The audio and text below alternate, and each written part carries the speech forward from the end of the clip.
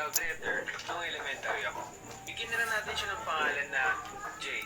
May mga nagsasabi sa akin noon na crush daw ako ni Jay at hindi naman ako naniniwala. Kasi hindi naman ako magbubuha nung elementary ako. Kaya hindi talaga ako naniniwala na may magkakakrush sa akin. Kaya tuloy inaasar nila ako parang wala.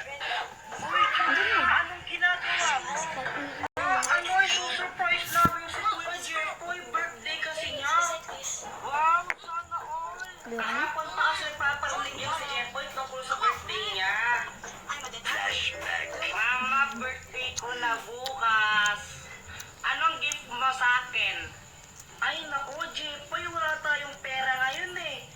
Next year ka na lang maghanda, tsaka mag-gift, no? Oh, ganun po ba? Okay po. Ang importante po, magkakasama po tayo. Ang bait naman ni Jeffoy, oh.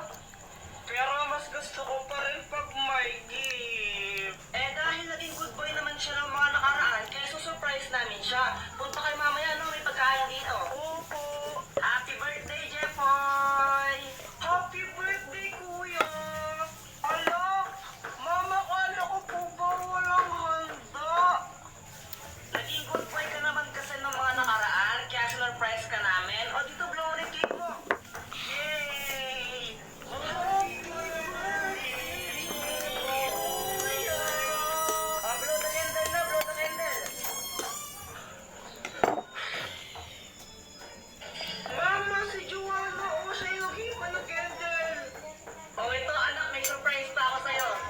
Charan! Wala, Mama! Tapo ba yan? Oo. Uy, ito, buksan mo na.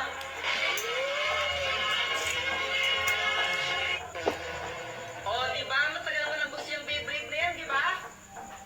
Kala ko iPhone. Pero thank you po. Siya nga pala, Jeffoy, yung tatay mo. Kasama mo siya kanina, diba? Sa labas po, umiinom sila. Lasing na nga po ata eh. Lando, buwisit ka! Uy, Joanna, anong ginagawa mo? Ano ay susurprise namin si Kuya Jeffoy? Birthday kasi niya. Wow, sana all. Kahapon pa kasi nagpaparinig yan si Jeffoy tungkol sa birthday niya. Kainin na. Mama, birthday ko na Video mo muna bukas. ganyan. Hindi na mo Anong gift mo sa akin?